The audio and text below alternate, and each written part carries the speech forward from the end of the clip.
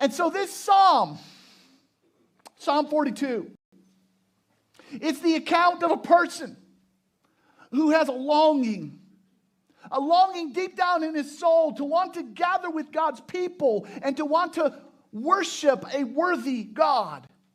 And we don't know specifically who this psalmist is, except we know that it came from a Levitical choir known as the sons of Korah.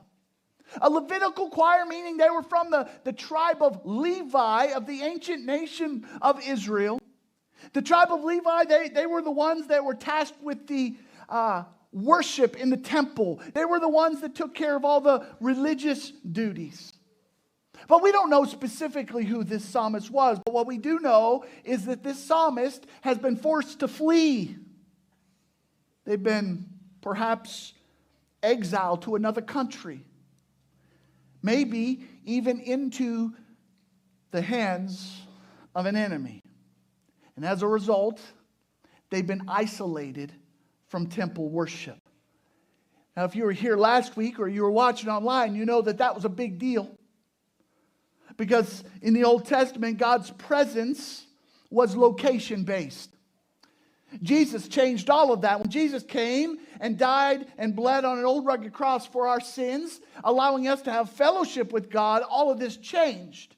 But in the Old Testament, the presence of God was in the temple or in the tabernacle. So the psalmist finds himself unable to gather with God's people in the presence of the Almighty.